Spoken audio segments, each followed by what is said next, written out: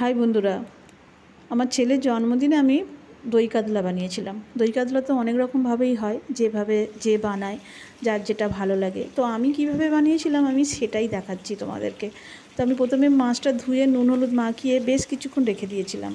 তারপরে আমি মাছটা ভেজে নিয়েছি একটু হালকা করে, খুব একটা কড়া করে ভাজিনি, হালকা করে ভেজে তুলে রেখেছি। আর এখানে আমি দুটো পেস্ট করব।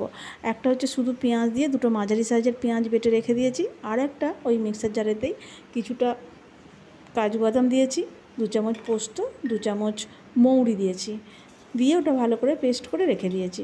আর কড়ার মধ্যে তেল দিয়ে আমি ফোড়ন দিয়েছি এখানে গোটা গরম মশলা, তেজপাতা আর শুকনো লঙ্কা।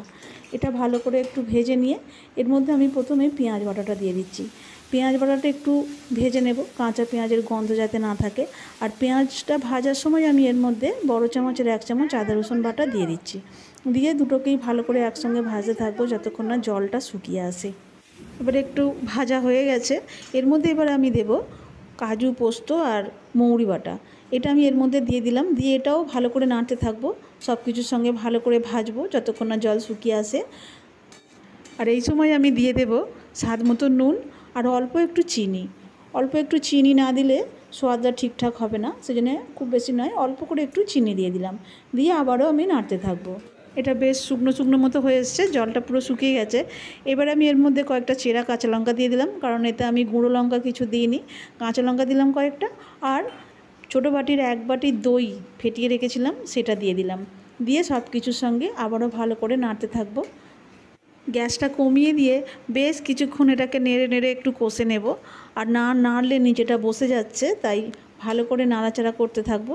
আর বেশ শুকিয়েই এসছে দেখো। এবারে আমি এর মধ্যে দিয়ে দেবো জল। জলটাও আন্দাজ করে দেব। এখানে আমার 8 পিস মাছ আছে, মাছগুলো যাতে ডুবো ডুবো হয়ে ফোটে সেই রকম জল দেব। জলটা দিয়ে খুন্তির সাহায্যে বেশ ভালো করে সব মিশিয়ে নিলাম। কড়ার গায়েতে যেগুলো বসে গেছে সেগুলোকেও সব ঠিক করে নিলাম। আর মশলাটা ফুটে গেলে এর মধ্যে আমি ভাজা মাছগুলো দিয়ে দিচ্ছি।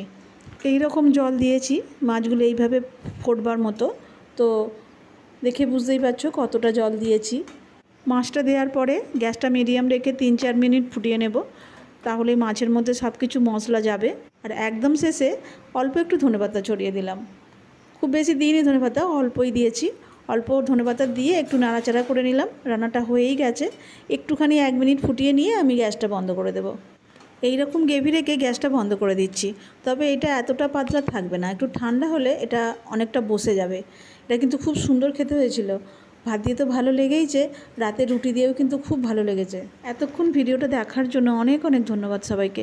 যদি কারো ভিডিওটা ভালো লাগে একটা লাইক করে দিও।